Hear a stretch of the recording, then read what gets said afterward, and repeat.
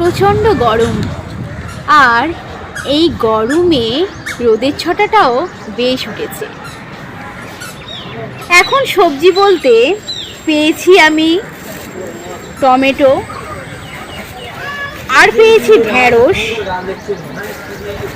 আর পেয়েছি গন্ধরাজ লেবু, আর পেয়েছি পটলটাও সাথে। দামটাও যে সস্তাই বটে।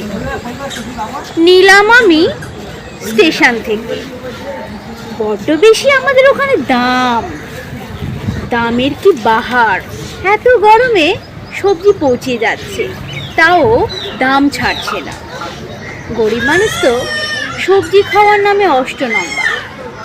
আলুর দাম এখন 30 টাকা কেজি। 1 কেজি আলু কিনলে একটা দিন চলে বটে। সংসারে যদি আবার 10 জন লোক থাকে, আলু 1 কেজি একদিনেই শেষ হয়ে যায়। করার কি আছে বলো? যাই হোক, সবার জন্য রান্না করব বলে তাই স্টেশন থেকে কিছু বাজার করে বাড়িতে নিয়ে যাচ্ছি।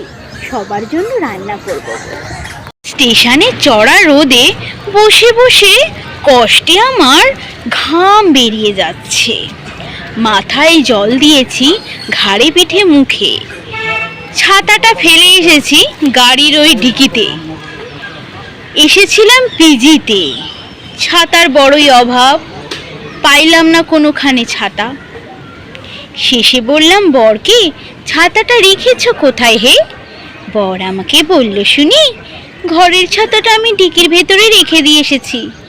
বাইরে বেরোলে ছাতা নিয়ে বেরোতে হয়, তুমি সেটা জানো না? ছাতা তো নিয়ে বেরোতে হয় সবাই জানে। ভুল করে যদি গাড়ির ডিকিতে সেটা সেকে যায়, তাহলে মাথায় ছাতাটা কি আর উঠবে বলো? গরমে আর পারা যাচ্ছে না। কখন যে ট্রেনটা আসবে, সত্যি এতক্ষণে আমি বাড়িতে গিয়ে ঘুমিয়ে পড়তাম।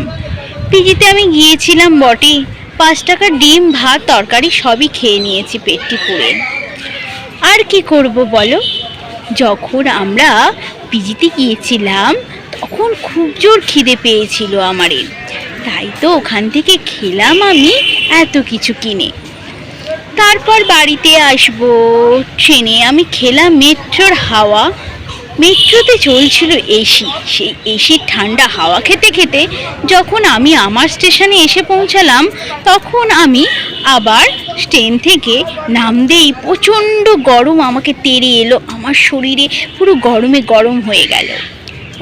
কিছুটা আসার পরে একটা ঠান্ডা জল কিনলাম, সেটা মাথায় গায়ে ঢেলেই এলাম লোকাল ট্রেন ধরতে।